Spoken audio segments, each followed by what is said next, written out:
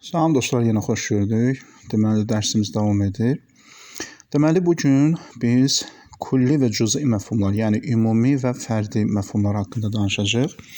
Deməli, bu iki məfhum arasındakı fərq nədir? Sadə bir misalla izah edin. Birinci tərifini deyim, sonra misalla.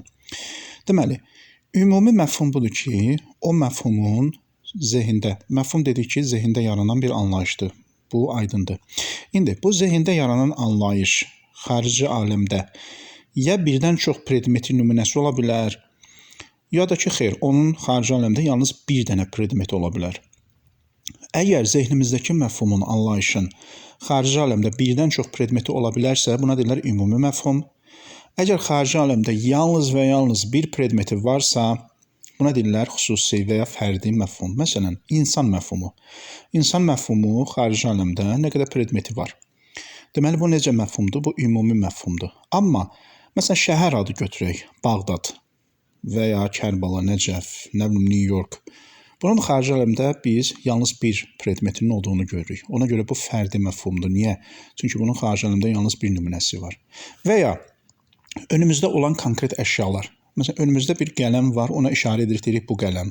Bu qələm deyəndə zehnimizdə bir təsəvvür yaranır o həmin qələm haqqında.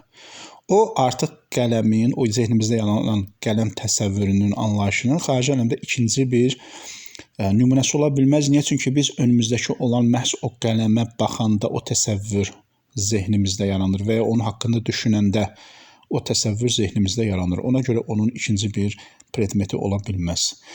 Ona görə burada müasir məntiq alimləri belə bir qeyd gətirirlər. Deyirlər ki, əgər bir məfhumun xarici aləmdə birdən çox nümunəsi ola bilərsə, hətta bu fərz əsasında olsa belə, yəni realda, xarici aləmdə bir dənə nümunəsi var. Amma biz onun birdən çox nümunəsini fərz edə bilərik. Buna deyirlər ümumi məfhum. Deməli, bu düzəlişə əsasən ümumi məfhumun bəzən xarici aləmdə birdən çox nümunəsi var, məsələn, insan məfhumu kimi. Amma bəzən xarici aləmdə onun yalnız bir nümunəsi var, amma birdən çox nümunəsinin olması mümkündür. Aydındır, məsələn, günəş kimi. Günəş bir məfhumdur, biz xarici aləmdə ancaq onun bir nümunəsini bilirik. Amma başqa planetlərin də günəşi oxşar xüsusiyyətlərə malik təbii ki, eyni formada bir günəşi ortaya çıxarsa, başqa qalaktikalarda, o zaman günəş məfhumu onlara da şamil olur. Deməli, biz xarici aləmdə tutalım günəşin ancaq bir nümunəsini bilirik, amma onun birdən çox nümunəsi olması mümkündür. Və ya bunu hətta biraz da irəli apara bilərik. Məsələn, yaradan, Tanrı. Tanrı məfhumunu da ümumi məfhumdur, dostlar, nəyə görə? Çünki Tanrının, birdən çox Tanrının olduğunu təsəvvür etmək mümkündür. Məsələn, dualistlər, bəzi cərəyanlar iddia edirlər ki, yeri yaradan, kainatı yaradan iki Tanrı var, xeyir və şər Tanrısı. Baxın, bunu təsəvvür etmək mümkündürmü? Bəli, mümkündür. Niyə? Çünki bu iddiada olan adam düşünür ki, bu iki yaradan birləşib, kainatı yaradıblar. Belə bir şey fərz olsa da mümkündürmü? Bəli, mümkündür. Ona görə bu ümumi məfhumdur. Baxın, reallıqda bu yanlış ola bilər. Bizim ümumi məfhumda reallığın düz və ya yanlış olması ilə işimiz yoxdur. Bu başqa bəhsdir. Yəni, biri gəlib deməsin ki, tutalım, bu necə ola bilər? Halbuki xarici aləmdə axı bir dənə Tanrı var, bu təvhid inancına ziddir filan. Cavabımız budur ki, xeyr, burada məqsəd nəyin düz, nəyinsə yanlış olması deyil. Məqsəd insan zehninin bu bacarığı, qabiliyyətidir ki, insan zehni bu anlayış üçün xarici aləmdə birdən çox nümunə təsəvvür edə bilərmi? Əgər təsəvvür edə bilərsə, buna deyirik biz ümumi məfhum. Amma xüsusi məfhumda necədir? Xüsusi məfhumda xeyr. İkincini təsəvvür edə bilməz. Məsələn, bayaq dediyim kimi, qarşıdakı qələm üçün o ikinci bir predmet təsəvvür edə bilməz. Niyə? Çünki o zehnindəki anlayış məhz qarşıdakı, önündəki qələmə baxarkən və ya onun haqqında düşünərkən onun zehnində yaranıb. Ona görə onun üçün ikinci bir predmetin yaranması mümkün deyil. Bu, ümumi və xüsusi məfhum haqqında. Deməli, müəllif burada ümumi və xüsusi məfhum haqqında və ya buna ümumi məfhumu təkcə aid edib, dərəcətül kulli, kulli ümumi məfhumun dərəcələri deyə bir bəhs gətirib. Nə deməkdir bu? Bu deməkdir ki, ümumi məfhumun tərkibində başqa ümumi məfhumlar da var və ya başqa bir təbirlə desək, ümumi məfhumun özü də bir nisbidir, yəni dərəcələri var. Məsələn, tutalım, varlıq ümumi məfhumdur. Varlıq ümumi məfhumdur. İnsan da ümumi məfhumdur. Aydındır, maddə, cisim də ümumi məfhumdur. Amma dərəcə etibarilə varlıq, belə deyək, ən yüksəkdə dayanır. Çünki varlıqdan o yana bir məfhum yoxdur. Yəni varlıq ən yüksək dərəcədə dayanan bir məfhumdur. İnsan olsun, maddə olsun, cisim olsun, nə bilim, ruh olsun, ağlınıza gətirə biləcəyiniz digər məfhumlar, onlar artıq varlığa nisbət aşağı dərəcədə, mərtəbədə yer alan ümumi məfhumdur. Deməli, varlıq da ümumi məfhumdur. İnsan da ümumi məfhumdur. Amma dərəcə etibarilə insan varlıqdan daha aşağı mərtəbədə qərar tapır. Və ya insan məfhumu, o da ümumi məfhumdur. Alim də ümumi məfhumdur. Amma alim məfhumu insan məfhuma nisbətdə daha aşağı mərtəbədə qərar tapır.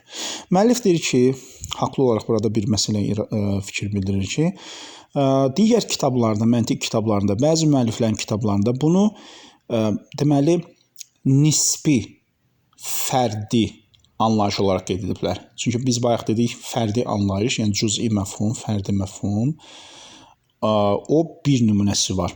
Lakin bu cür məfhumlar, bunlarda fərdi məfhum hesab olunur, amma nisbi fərdi məfhumdur. Bunlar həqiqi fərdi məfhum deyil. Necə?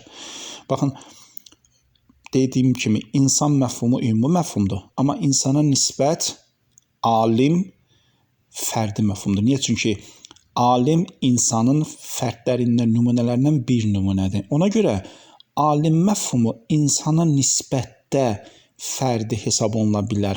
Amma bu həqiqi fərdi deyil, bu nisbi fərdidir.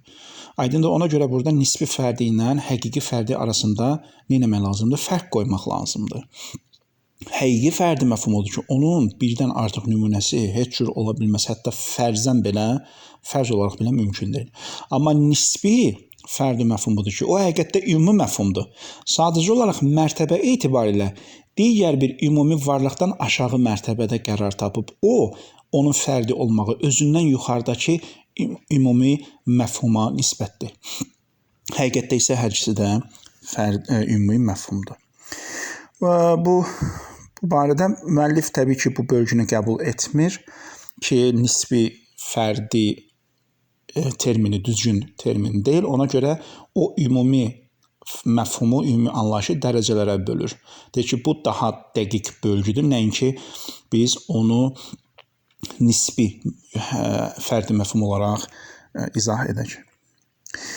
Digər bir məsələ ümumi məfhumun növləridir. Biz dedik ki, ümumi məfhum nədir? Ümumi məfhum budur ki, zəhində yanan bir təsəvvürdür və bu təsəvvürün xarici aləmdə birdən çox nümunəsi ya var, ya da ola bilər.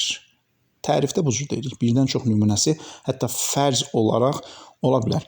Deməli, bir bölgüdə dostlar, ümumi məfhum, məntiqi ümumi məfhum, təbii ümumi məfhum və əqli ümumi məfhum olmaqla üç qismə bölünür. Nə deməkdir bu?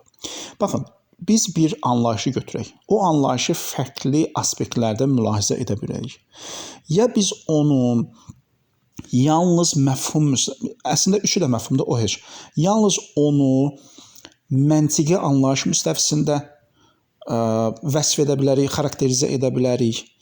Ya onu yalnız mahiyyət müstəvisində xarakterizə edə bilərik, ya da ki, onun həm məntiqi, həm də mahiyyət anlayışları müstəvisində xarakterizə edə bilərik. Bu, ola bilsin, indi tərif biraz çətin olsun, amma nümunə deyəndə asan olacaq. Məsələn, götürək insan məfhumunu. Bir var, insanı biz biz dedik axı, insan ümumi məfhumdur. Bir var, biz insan məfhumu haqqında düşünəndə, dostlar, onun ancaq ümumiliyini nəzərə alaq. Deyək, insan ümumi məfhumdur. Baxın, insan məfhumuna hansı aspektlə yanaşdıq ümumilik cəhətdən? Buna deyirlər məntiqi ümumi məfhum. Bir də var ki, insan məfhumuna təbii, burada təbii deyəndə məqsəd mahiyyətdir. Bir də var, biz insan məfhumuna mahiyyət aspektindən yanaşaq. Yəni nə? Yəni insan düşünən canlıdır. İnsanın mahiyyəti nədən ibarətdir? Onun düşünən olmasında və canlı olmasında. Əgər bu cəhətdən yanaşsaq, buna deyirlər təbii ümumi məfhum. Bir də var, biz insanı həm o ümumiliyini, həm də mahiyyətini bərabər şəkildə nəzərdən keçirək. Buna deyirlər əqli ümumi məfhum. Müəllif burada İkinci bir misal çəkir, daha aydın bir misal çəkir. O da məsum anlayışıdır. Məsələn, məsum deyəndə biz bir var məsumun ancaq tərifini nəzərdə tutaq. Məsələn, məsum yəni nə?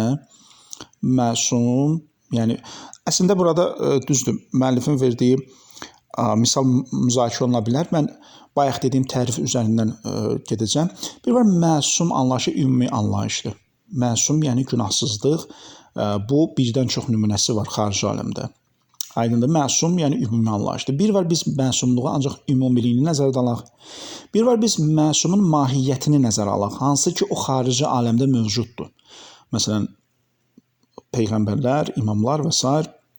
bunlar xarici aləmdə mövcuddurlar. Əgər biz o mahiyyəti ki, xarici aləmdə onlar mövcud ola bilirlər, o mahiyyəti nəzərə alsaq, o zaman bu təbii ümumi anlayışdır. Bir də var mən məsumu həm o məna etibarilə, ümumilik etibarilə, həm də mahiyyət etibarilə, hansı ki xarici aləmdə mövcuddur, peyğəmbərlər qismində, imamlar qismində bərabər şəkildə nəzərə alaq. Buna deyirik nə? Əqli ümumi məfhum. Bir daha xülasə edim, ola bilsin bu biraz çətin olsun. Əgər bir anlayışın mən məntiqi yönünü nəzərə alaramsa, məsələn, ümumilik kimi, istənilən bir anlayışın, ümumi anlayışın bir ümumilik yönü var. Məsələn, tutalım ruh. Ruh bir ümumi anlayışdır. Niyə? Çünki xarici aləmdə onun birdən çox predmeti var. Orada mən ruhun ümumiliyini nəzərə alıram. Bu onun məntiqi yönüdür. Bu məntiqi ümumi anlayışdır. Bir var mən ruhun mahiyyətini nəzərə alıram. Ruh nədir? Mücərrəd bir həqiqətdir məsələn. Bu artıq onun mahiyyətidir. Aydındır, burada artıq təbii, ümumi anlayışdır. Bir də var həm o ümumiliyini nəzərə alıram, həm də mahiyyətini nəzərə alıram. Bu ikisini, hər ikisini bir yerdə nəzərə alıram. O zaman bu nədir? Əqli ümumi anlayışdır. Bunlar arasında fərq qoymaq bizə nəyə lazımdır? Bunlar arasında fərq qoymaq ona görə lazımdır ki, biz məntiq elmində ancaq məntiqi ümumi anlayışları araşdıracağıq. Niyə? Çünki bizə lazım olan o həmin ümumi anlayışlardır ki, keçən dərslərdə yadınızdadırsa biz qeyd eləmişdik. Məntiqi anlayışlar o anlayışlardır ki, onların həm məfhumu, təsəvvürü, həm də predmeti ancaq zehindədir. Nəinki hansı ki təsəvvür zehindədir, amma nümunə xaricdədir, mahiyyət anlayışları kimi və ya fəlsəfə anlayışları kimi, hansı ki məfhum etibarilə zehindədir, amma xarici aləmdə hansısa bir nəsnə ilə vəsf olunur, hansısa bir hadisə ilə vəsf oluna bilər. Xeyr.